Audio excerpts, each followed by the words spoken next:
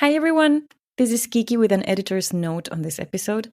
We had a lot of fun recording it, but we also encountered many technical difficulties and had to re-record parts of the conversation, which I have now put together piece by piece. The audio quality changes later since we had to switch to another recording platform. I'm telling you this in advance so that you please bear with us. We will be back to sounding better next time, and we thank you for your patience. However, this is an open and honest conversation, at times painful even, that we hope will empower you all, our listeners, to talk about and carefully consider all options available and take charge of your own reproductive health. I encourage all of you to listen until the end and pay attention to Marnie's story, and if it inspires you as much as it inspired me, share it with others and continue the conversation in your own safe spaces. Now, enjoy the episode.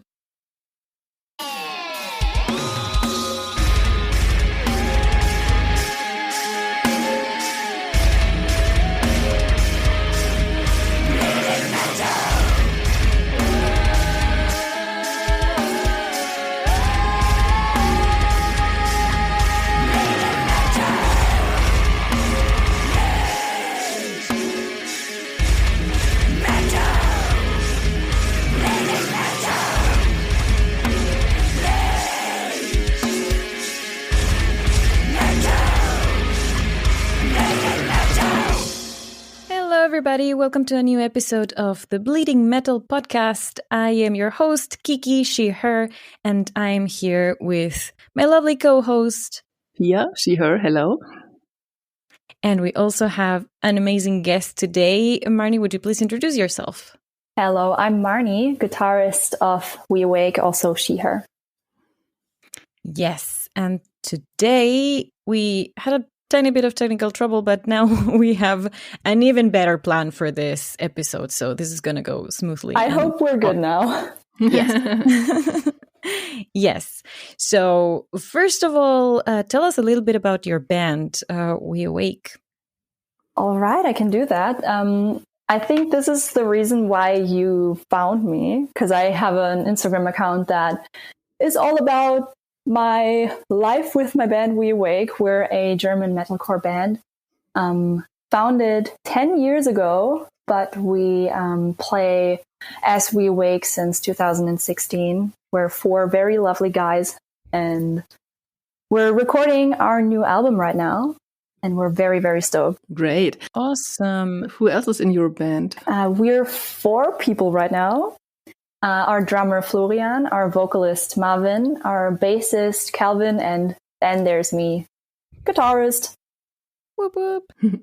And I think you come from near where I am based, right?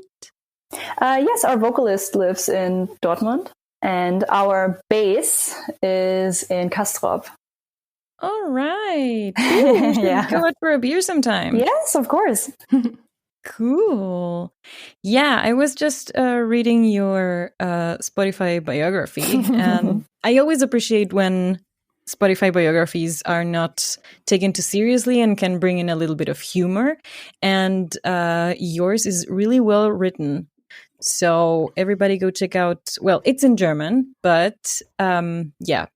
Anyway, check out We Awake. And I wanted to point to a very cool sentence that spoke to me, because it says, I'm going to try to translate, with passion, brutality, a crass performance, and a bit of humor, the band regularly streams money into the pockets of shocked ear, nose, and throat specialists.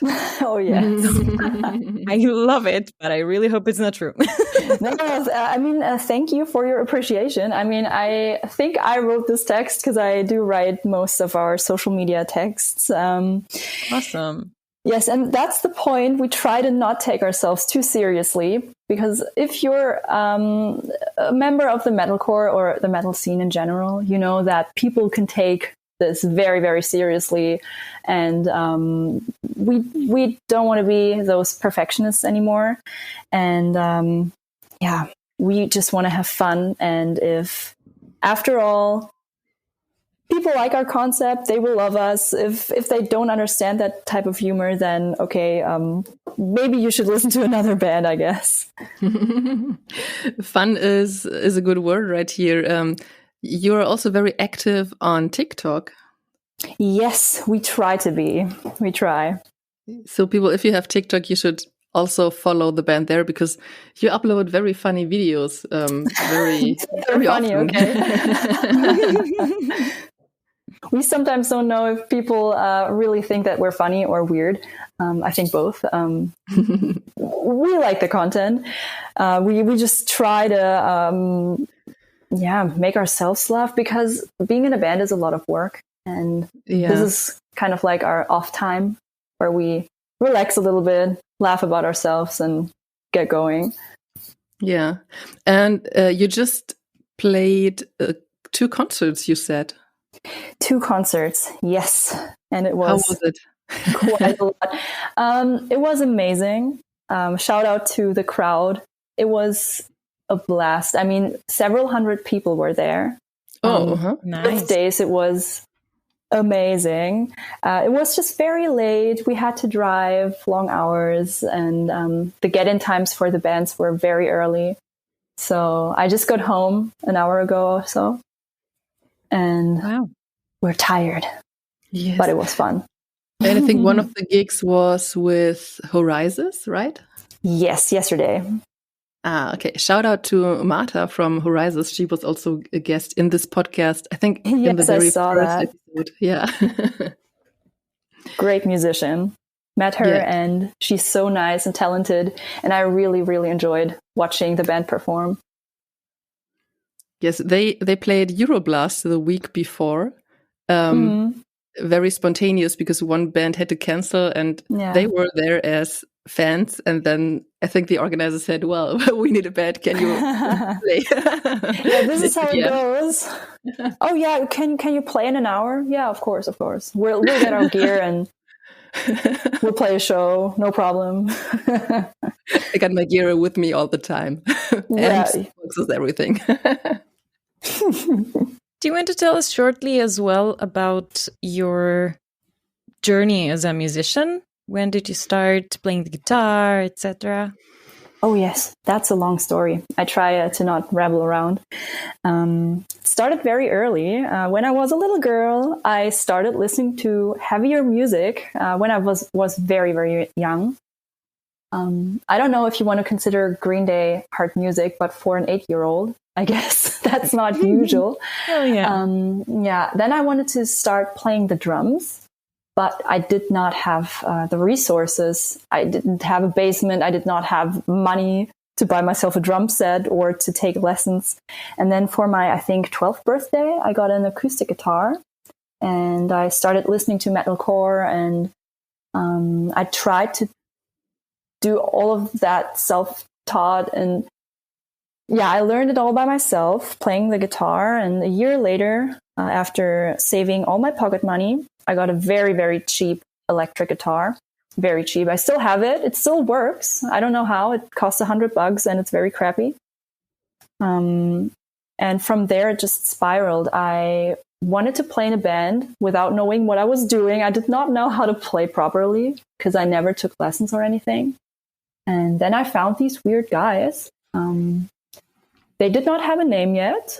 They were not calling themselves We Wake, but they would become We Wake one day. And we started writing songs and becoming friends, going to McDonald's. And that was the start of all of it. And they taught me a lot about how to play. And that also taught me a lot about what it means to want to be a female guitarist. That was not always that easy. Okay. Can you tell us a bit more about that?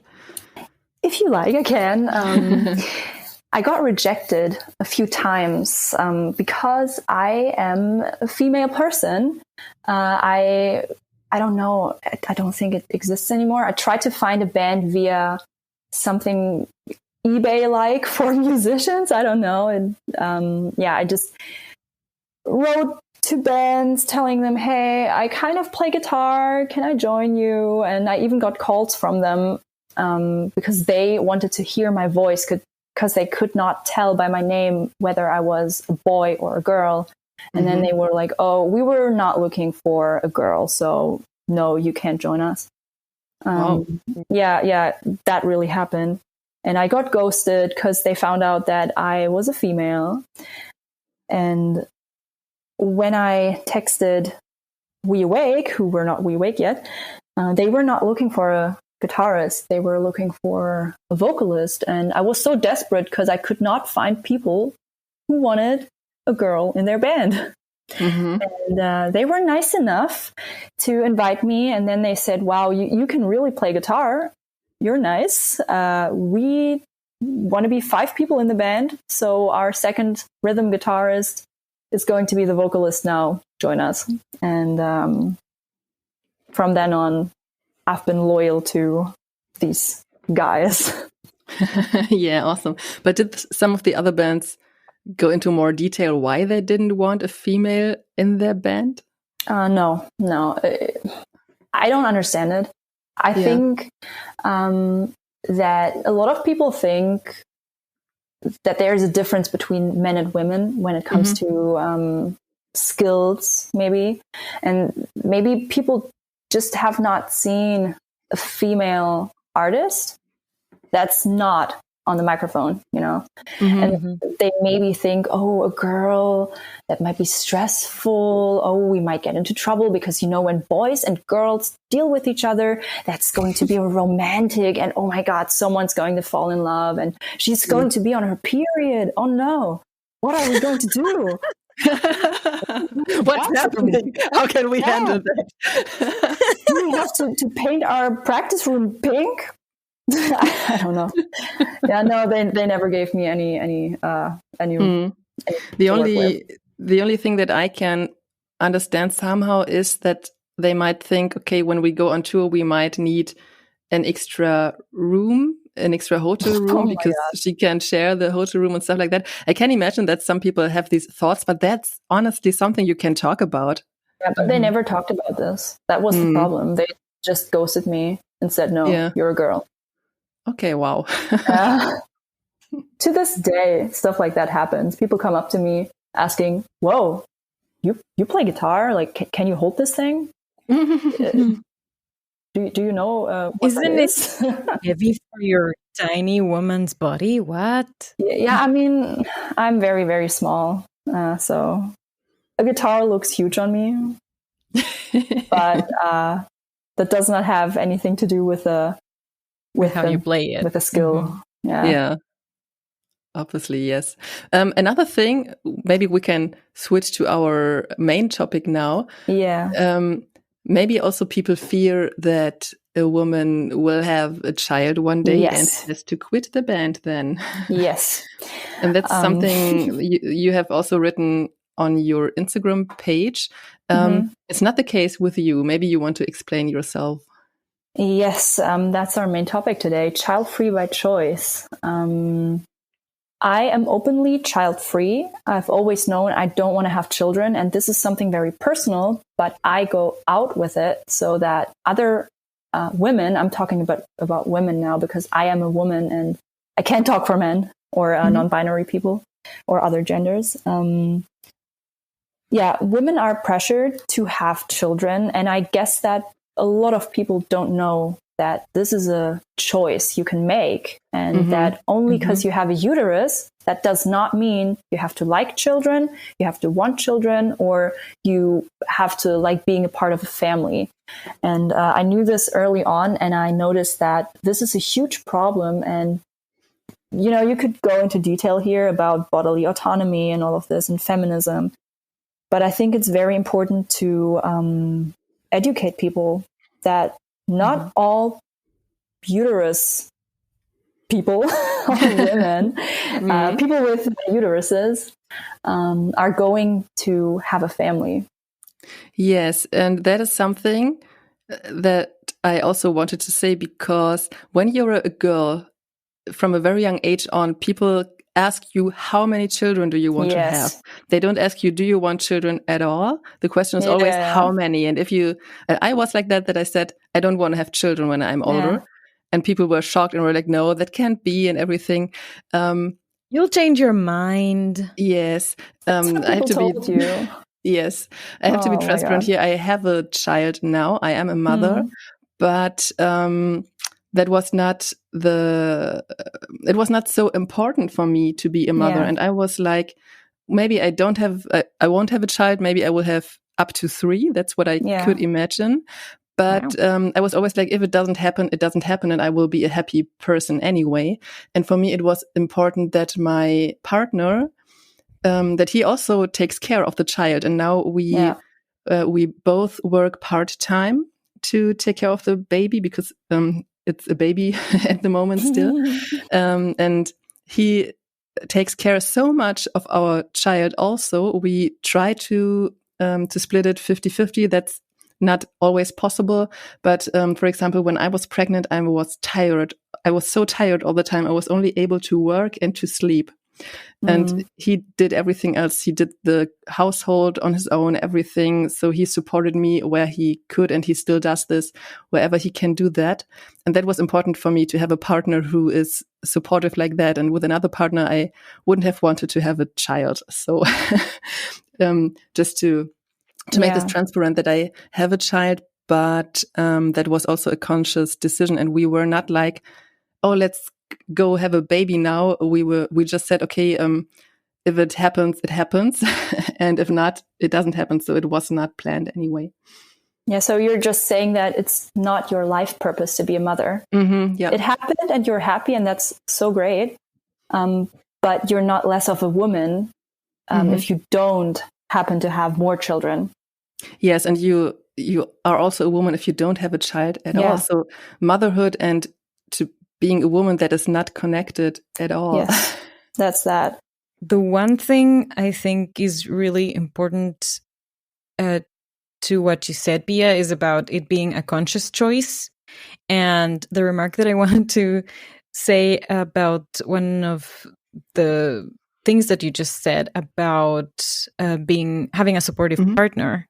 We have talked about this before here on the podcast, that it's not only support, it's sharing the load. It's taking the responsibility for the 50% responsibility that you have over a child and over a household. And it's just, you are equal partners and you divide the responsibilities and the tasks equally. And well, when you are not able to do all of those tasks that are yours because, well, you are also taking the part that he cannot do, right? He cannot carry the child. You couldn't 4.5 months in your body and 4.5 months in his body. So that would be great. During those 9 months, he, took the parts, the other parts around the relationship that he could do instead of you. So I do think it's really important that we pay attention to the words that we use in that kind of thing, and don't perpetuate he's helping out. Yeah, that's kind true. of a I didn't cliche. want it to sound like that. That's true. That's also what he said, because I was like, I was feeling a bit guilty because I wasn't able to do my duties in the household. And he was like, oh, come on, you are producing our child right now. So I'm very happy to take your duties in the household because you are doing other work right now with your body. Yes, exactly. And that takes me to my second point.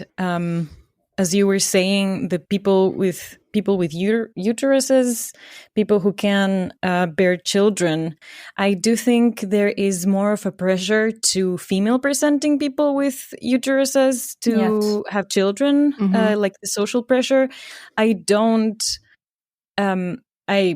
cannot confirm, right? I would like confirmation on this. I would love to know if trans men, for example, are also asked all the time about, but you still have a uterus. When are you going to have children? Right? Even with people who accept them and their identities, and I don't think loved ones, family members, or friends, close friends or whatever, make those kind of questions, while we as female presenting people with uteruses do get asked that by our mothers, our grandmothers, our close friends, co-workers, etc., all the time. Like, okay, also you've been married for so long now, when? Yeah. And exactly, like assuming that you were going to have children at some point, and just asking when and how many, and why not, and if not, why not? Yeah, now imagine you can't have children, even though you'd love to. And then people ask you all the time. This must be so hurtful. Mm-hmm. So it's very important to talk about that not every woman needs to have a child. And there are so many reasons for people to not decide to have children, or maybe it's not even a conscious decision. Maybe they just can't. And we should not point our fingers at them. Yeah, it's a very, very personal question. It's almost like you went up to a couple and were asking, like, so you have sex? How often? And why? God, and how? So I think it's a very, very personal question and decision that I do think is none of anybody's business apart from the person themselves, which is why I'm also a very curious person. So I would like to have this conversation with more people sometimes, but I actually have made it a habit of not asking that anymore at all. Yeah. I went to a wedding last week, 2 weeks ago, and it was like not even on my mind. I did maybe think about it at some point and was like, what's they're planning there? Maybe I would be maybe curious. I would like to know, because so many of their friends who were at that wedding, there were so many children at that wedding. So it did make me curious, but I didn't ask. But with people who are open about it and so straightforward, like you, Marnie, right now, I do think we should take the opportunity to talk about this, because the more we talk about it, the more people understand other perspectives. Yes. And know that it's a very thought through decision. And I actually think it should be like, whether you decide to have children or not to have children, if you decide to prioritize your career and have children but have a nanny, if you choose to become a stay-at-home mom, more power to you.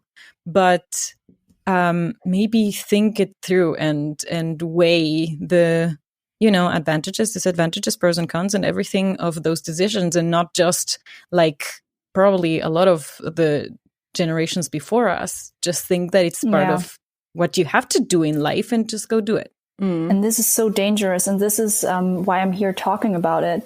If you don't consciously think this through, and then you have a child and you don't know what you're getting into, because you can't know that, this is such a huge task. And then you did not think about it. And you thought, okay, I'm going to have a child because my husband maybe wants one. And then you sit there with this child, and in the end, it's already on this earth, and you notice, oh, maybe this was not the right decision. And I just want people to please think this through before you have a child that in the end will not be loved, that will not receive all the love and support that it needs to be the best person it could be. Then maybe adopt a cat, or I don't know, do something nice for other people. Maybe be a nanny, invest your time into being an ally for other parents if you yourself can't be one. Yeah. Right. Maybe go to therapy first and become a better person. Yeah. Because that's also something nobody tells you. I found that out when I was pregnant, because I didn't really think about it before. It was a conscious decision to not take birth control anymore, so that we know, okay, it might happen. And then we thought about, it will be much work. Can we do that? We decided yes. But I have the impression also in my environment that there are many people, they are not aware of how much work it is to have a child, and how much, at least in the beginning, you have to, you can't do anymore for a couple of time, for a year or maybe half a year, depending on what your child needs. And so I think that many people, or I have the impression that many people who have one child won't have another one because they now found out, okay, it's hard work and maybe it doesn't fit with the other plans that I have in life. So that's also something, we don't learn this in school. We don't learn this anywhere else if we don't inform ourselves. And I think that's very, that's not fair for all the women who then have a child because they think, okay, society wants me to have a child, then I will have a child. So it's very important that we empower all these women out there to think this over and to really make the decision. Do I want to step back with some parts that are important for me? If not, then maybe I should not have a baby because, as you just said, Marnie, the child has needs and it should have these needs also fulfilled. If a child is not loved, that's much more bad for the child than not existing. That's my opinion on this. Yes, but we still also need to empower these women who had children because they thought they had to have them, even though they might have known that they could not be a good mother. Mm-hmm. They're not to blame. It's the system, but also the victims of the system in the end are the children. I don't know a single person whose family is happy. There's some kind of problem, and mostly the problems come from the parents not thinking through a lot of the decisions they have made, and that relates to so many things that go wrong in our society in general. Yes. You have a very good point there, and I also think that most people have good intentions and most parents do the best they can for their children and still come up short to the needs of children to be able to grow in a safe and happy environment. And on the other hand, there are as well a lot of people who can't make a conscious choice also because of a broken system and structures of, capitalism and patriarchy and racism and systems of oppression that are still in play in the world. There are a lot of impoverished, racialized women who cannot even choose not to have children, even though they don't want any or any more. Mm-hmm. Exactly. We're actually very privileged while not being privileged because we're women. Yes. Yeah, but totally. We're privileged to be able to think about this, to make these decisions, to have that autonomy, to put those boundaries in place and to even be talking about it publicly like this right now. Yes. Mm-hmm. So other people, that's a point. We're safe talking about this right now. We're safe to upload this podcast episode without having to fear consequences. Mm-hmm. And this is very, very precious. Yeah, and we should appreciate that and recognize that and be grateful for that, actually. But to go forward a little bit as well, Marnie, I found your blog. Yes, I have a blog. It's very new. And you wrote about this topic on your blog. I don't know if you want to say it. You mean that I'm sterilized? Yeah. Yes, I'd love to say it. Yeah, because that's also something where we feel or we still see that we are still oppressed even here in Germany as women. Yes. Yeah.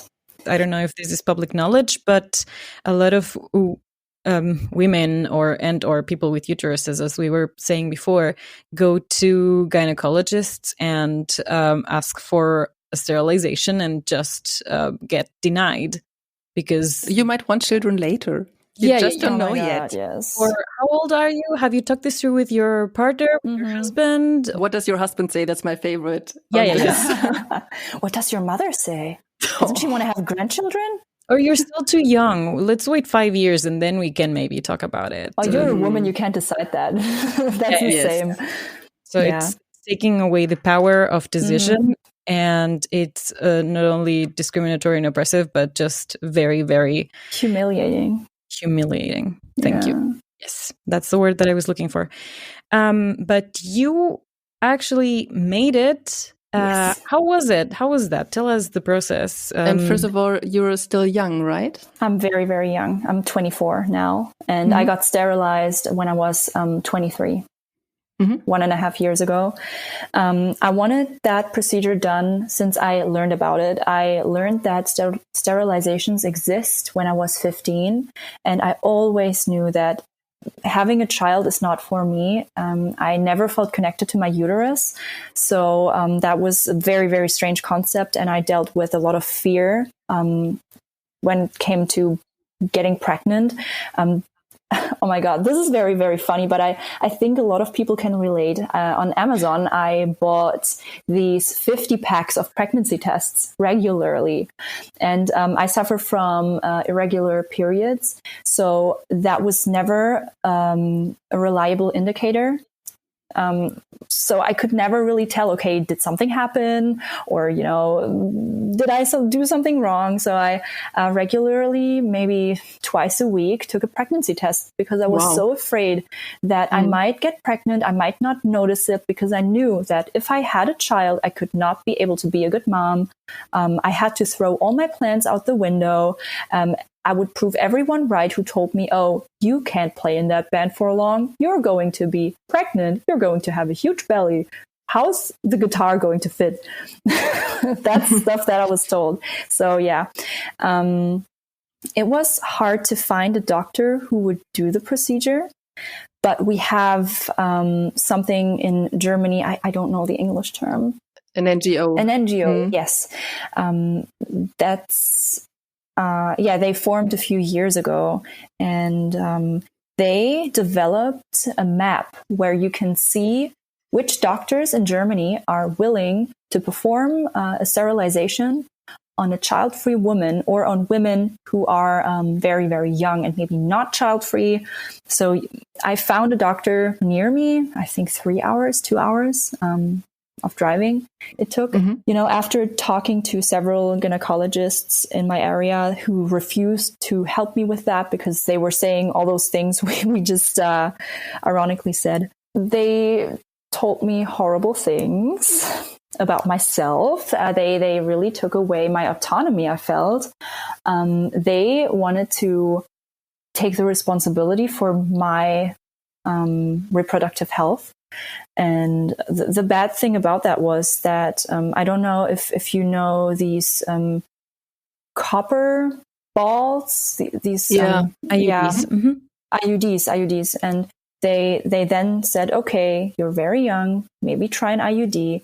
And that was the worst decision. If I had the sterilization in the first place, that would have saved me a lot of trouble and another surgery. I had to have surgery because they got me an IUD in, and their experience was very, very horrible after years of taking hormones, which was horrible. Oh, no. And years of living in fear. And the IUD made my uterus react to it with inflammation. Oh, no. So, I had heavy bleedings every single day for 1.5 years. What? I was bleeding. Yeah, every day I was bleeding. I was suffering from that. I couldn't be intimate with my partner because I felt so uncomfortable with it. I had pain 24/7, and then I got the IUD removed, but the bleeding didn't stop. Oh no! Actually, my body had developed sick tissue that was very thin and that would break to the touch and cause heavy bleedings that might, I don't know, last for hours. And I had to have this tissue removed. So I had to go into surgery for that. And half a year later, then I was able to get my sterilization after having to go through all of this because doctors said that they had to preserve my reproductive system so I could have children maybe in 20 years or so after suffering with IUDs and the pill and whatever there is. I don't know how the law system in Germany is, but I can't imagine that you can go and say, I now want money from the doctor who sterilized me because 20 years later I want a child. So I would have to look that up. But that is something where I also think, okay, where are the consequences for the doctor when he or she does the sterilization for that person personally? I think there are none. So that is very weird. You go there and you know exactly what you want, and they say, no, I won't do that. That's very... Why? Exactly. It's really weird. It reminds me a lot of The Handmaid's Tale, the show that I'm watching right now. Why is a reproductive system more important than the person themselves? And this obviously goes into another broader topic about, bodily autonomy as well as abortion. But it's just, that is just very, very humiliating, as you were saying, Marnie. And I'm really sorry you had to go through that. Yeah. Through all of that. I went to that doctor and I was prepared. I was prepared to take that fight. I was prepared to throw into his face, oh, I'm so sure. Here are my reasons. And you're not going to change my mind. But he was like, well, fine. I have time in 2 weeks. Do you have time? And I was so relieved. What I wanted to talk about is the anesthesiologist. Mm-hmm. She is a female doctor. I don't know, maybe she's around 50, 55. That's what I would estimate. I went in there to talk to her because before you get into surgery, you have to talk about what's going to happen to you.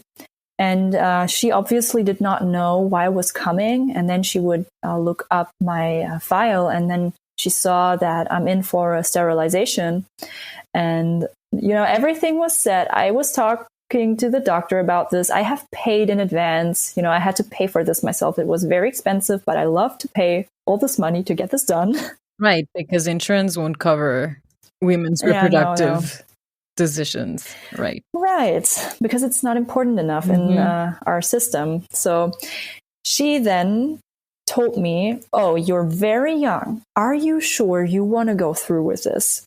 And I could not believe that she was really asking me this. I was sitting there ready to go into surgery. What was she expecting? I don't know. That you jump out of the bed and say, no. Oh, no, you're right. You're right. You have saved my life. I never thought about this. That's, oh, wow. How did I get here? Thank you. Yeah. Go home. Yeah, that's just something that I want everyone to know, that if you are going to go this path, it's possible, and definitely do this if this is something that you're passionate about and that will make your life better. But be aware that it's going to be very rocky until you get there. And still, when you got this done, I'm done with it. It's 1.5 years ago. I can't change it. I just can't have children anymore until I die, which is what exactly I wanted. But still, people are like, oh, are you sure? Did your doctor approve? And I don't know. They don't believe me when I say, oh, I'm not going to have children. They are still thinking that, oh, yeah, then you can still adopt. Wow. Okay. Yeah. Can we go a little bit into the specifics of that? Because as far as I know, at least the method of sterilization, of tying the tubes, isn't it reversible to some degree?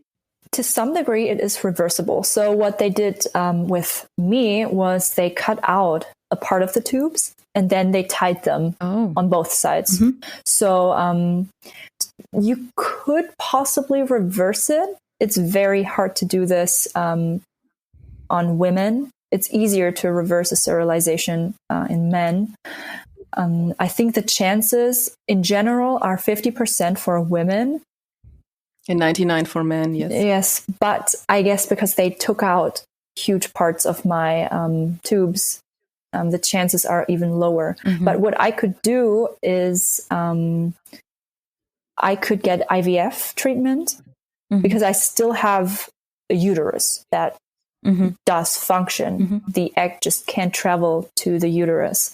So you could extract the eggs via a surgery and put them into my uterus if I wanted to have a child.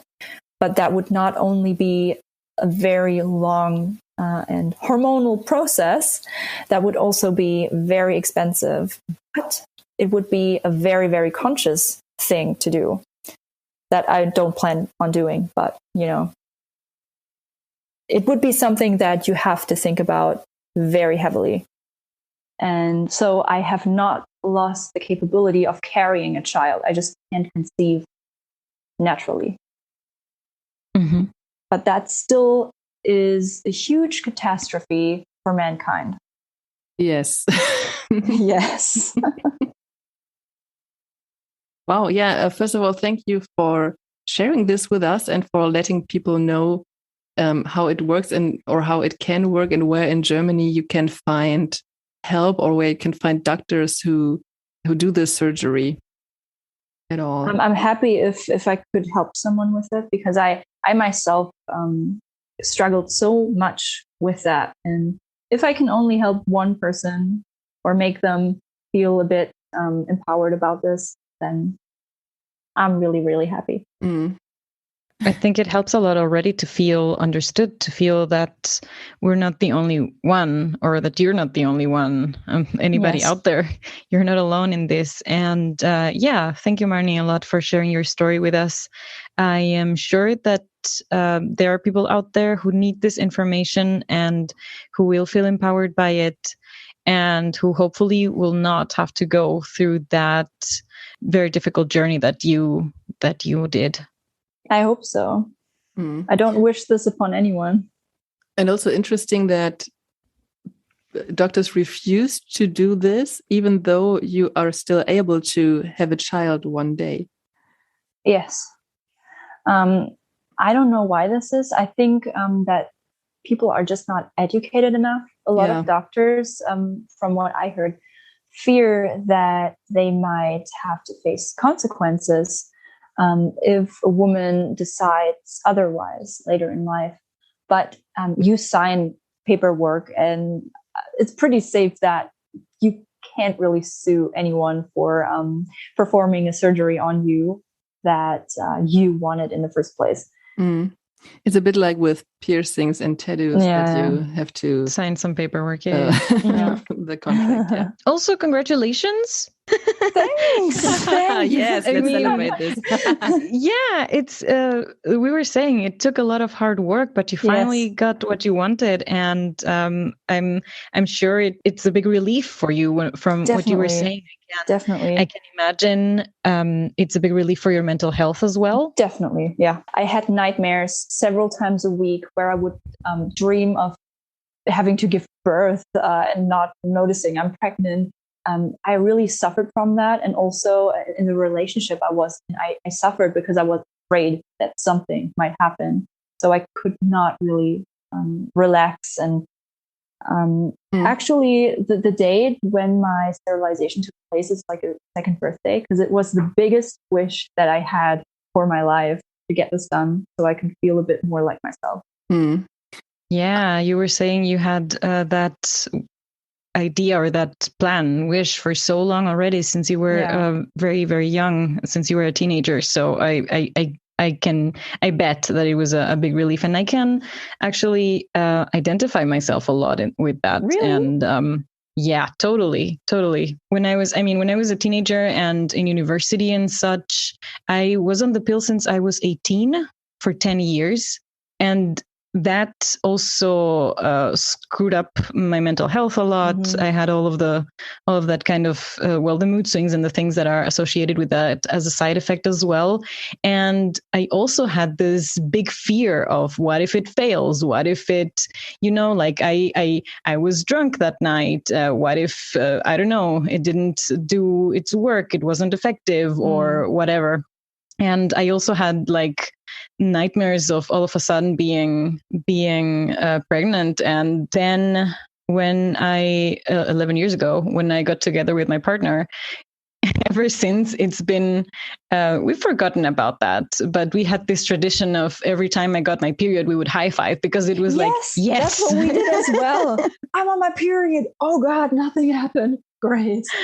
Yeah, I only had one experience, or my cycle has always been very, very regular. And there was one time when I was 10 days late, and that was a nightmare. That was the only time I have gotten a pregnancy test. I suffer from anxiety anyway, but that was very, very stressful. Afterwards, I stopped taking the pill because I wanted to see if that helps me with my mental health as well. And it was this big change too. I felt like I was getting to know myself again off the hormones. Well, and back then I was unsure. I maybe did want to have children. I was 28. I was starting to think this through.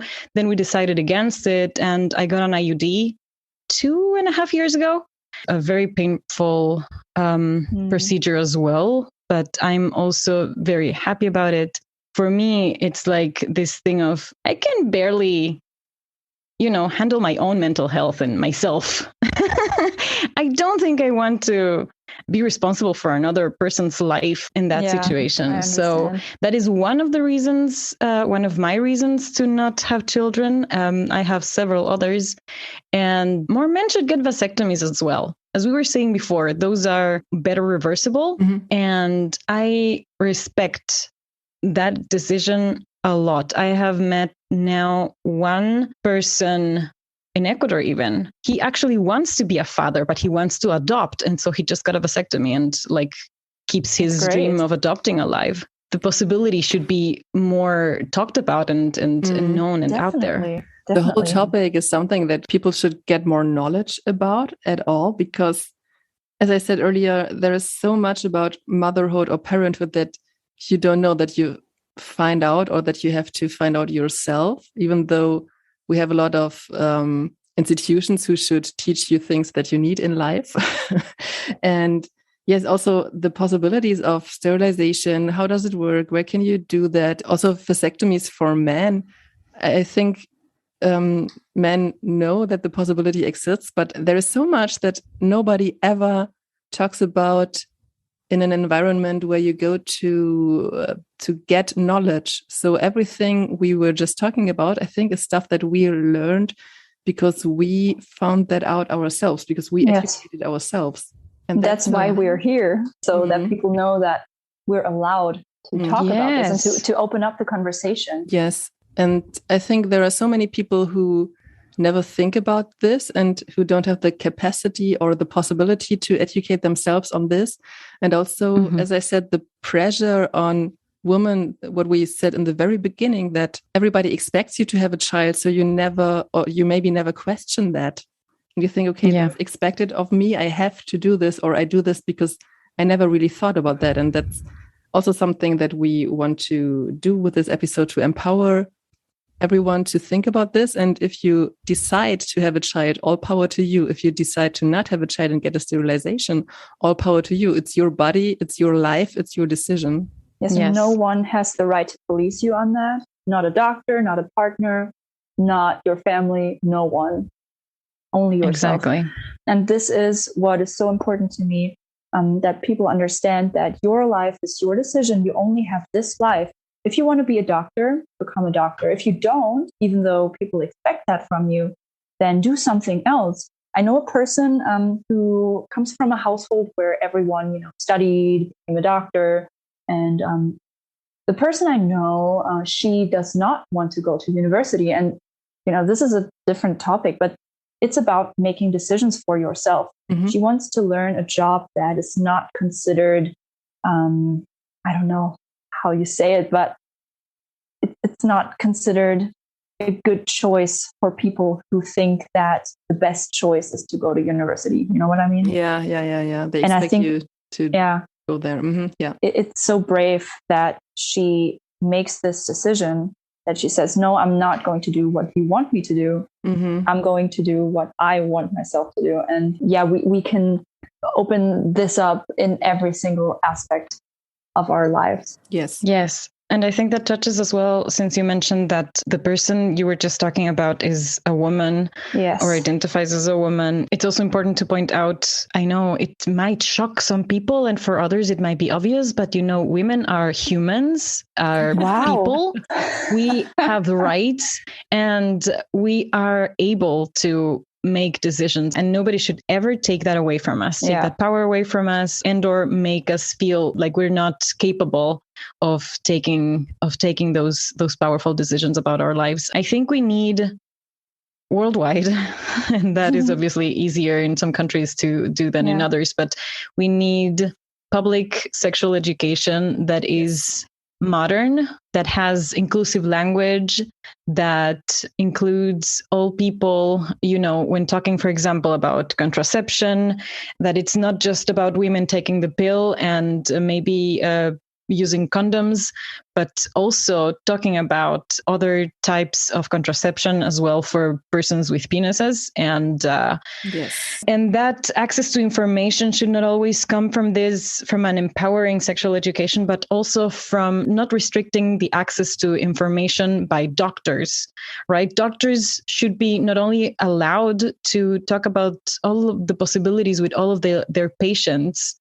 There should be no policing anymore about the access to information about abortion, and doctors should not be allowed to tell you you're too young to be sterilized, right? It's just the possibilities and the information have to be accessible to everybody. Yes, and it shouldn't be judging, so to speak. It shouldn't be like, it's normal to have children, because no, it should just be neutral. It should just be information, what is possible.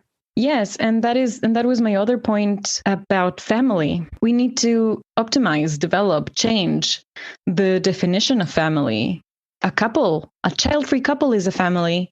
A couple with cats is a family. Yes. Chosen families are families. Families that are not bound by blood are families. And that you get married does not mean that you will have children, because for me, that would have been a red flag if my partner would have only married me because I was pregnant or because we planned on having children. I wanted to marry my partner because I wanted to marry him, and I expect the same from him. So, marriage does not mean there are children incoming necessarily. Yeah, and also people who are not married are families. Yes. And sometimes you have parental figures that are not your biological parents, that didn't raise you, but are still role models to you, or that were nurturing to you in whatever function they were. And so we just need to change and modernize the definition of family, so that this whole archetype, maybe even, of the traditional family of a man and a woman and kids is not as pervasive in all of our lives and our politics even anymore, so that people all around the world can marry whomever they want, and love is love, and that is actually what should make up a family, right? The loving connections that we have. Right. I would love people to think that way all over the world. True. Yes, that's also beautiful to close this conversation with, right? Definitely. Yeah. I love that. We were already talking about very scary stuff, like all the things you went through, Marnie. That was very scary stuff. Oh, I'm sorry. That maybe fits to our spooky season. Would be good. Yeah. Perfect for Halloween. Some spooky uterus talk here on the podcast. Some bloody, but bloody that's just discussions. Real life. I guess that happens to a lot of people. So let's just talk about it. Yes. We need to talk more about creepy stuff. Yes, true. 2 questions for ending up this episode. What are you doing for Halloween, and what music are you listening to right now? Okay, so this is very important. I love Halloween, so I'm very excited. I'm going to meet up with my family, with my chosen family. So my partner and some of my closest friends, and we're going to have a pen and paper night. We're going to have a horror pen and paper. Yes, I love that. We have been doing this last year, and I love rolling the dice and just getting into it and eating muffins. Yeah. Do you have any plans before I answer what music I'm listening to? I don't have any plans. I'm not a big fan of Halloween. So if I'm invited to a party, then I am happy to go there. And I also get some special clothes and makeup and stuff. Once I dressed as a scary unicorn. I think we did a special stream, Kiki. I was a zombie corn. So I like that. Yeah. But I don't go around the house and put on Halloween decorations and stuff like that, because I'm not a decoration person at all. I don't do that at Christmas or Easter or whenever. So spooky season, I think it's cool that it exists. And I also like the decoration more than a lot of Christmas decorations, stuff like that. But I'm not celebrating that in a special way. How about you, Nice. Kiki? I'm not a decorations person either. If I would make a Halloween party, I would, obviously, but otherwise I don't really do that. I am playing spooky games already on my Twitch stream, and on October 28th, a Friday, we're having a big Halloween stream party thing. But otherwise, it's like a holiday for me. I'm a witchy witch, so I do celebrate it as a holiday. It's even more important than other holidays. I won't say the name that you just mentioned. Yeah, it's like New Year's for witches, so it's important. My favorite costume, and I might do it again for the stream party thing, my go-to is vampire. I love vampires, and something kind of off topic but still spooky is my favorite vampires finally got a TV show, and oh my gosh, it's awesome. The Interview with the Vampire show just started streaming, and it's amazing. It is really, really well adapted from the books. I read more than half the books from the series, and I'm super, super hyped. I am, I have to go watch an episode very soon today. It's really good. It's really good. Go check out Interview with the Vampire. What are we listening to right now? What I'm listening to since it came out is Motionless in White's new album, Scoring the End of the World. It's so great. It's a little overproduced, but I guess that this is the best metalcore that you can get from a bigger band at the moment. Okay. In the previous episode, I think I said I'm looking forward to the Aries album, and that's a really, really cool album. So if you like proggy metalcore, go and listen to Arcanum by Aries.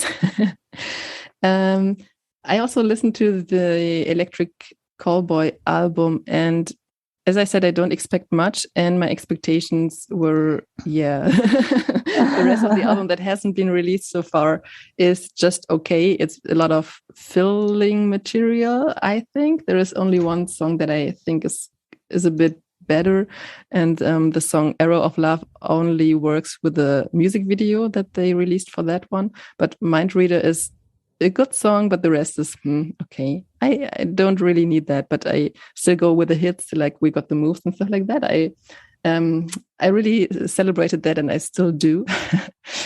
So what I'm looking forward to now is the new Lorna Shore album that will be out when this episode is out, and the new We Came as Romans album. And at the moment, I listen to the 5 songs that have been released yet, and when the next 5 songs are out with the whole album, I think I will just listen to that for a very, very long time. But I also want to add, I finished the video game Stray, and it's really, really good. Like you said, Kiki, I loved it a lot. Yeah. It's really cool, and you don't need to spend so much time there, but you can do a lot of side activities, so to speak, to spend some more time in the very cool world and very beautiful world there. And now I started Ni no Kuni, which is a bit older, but from Studio Ghibli. So the aesthetics look very modern. It looks like an anime kind of. And I didn't like it so much at first because it's a bit complicated to control the characters and stuff like that. But now the story is very cool, and now I enjoy it a lot. So what are you listening to? Yeah. Well, on the last episode, I mentioned that I was going to the Parkway Drive concert, and I saw them, and while she sleeps, I sadly missed the Lorna Shore part, but Parkway Drive was incredible. It was an amazing show. And so I'm listening to their new album still a little bit. I'm also talking about new albums, to Machine Head's new album that I like as well. Slipknot's new album I have to give a second listen to, but the first impression was good. That is what I'm listening to for now. Yeah. Right.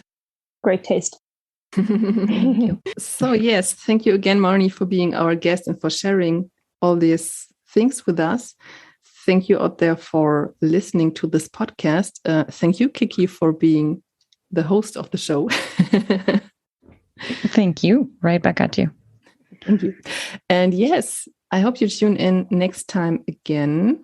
Any last words? I just want to say thank you, Pia and Kiki, for having me. And stay true to yourselves and ask yourself what you truly want and be happy. Yes. Hell yes. Yes. Thank you, Marnie, so much for your time and your stories. And you're welcome. Everybody out there as well, thank you for listening. And just take care of each other. Bye-bye. Yeah. Bye. Bye.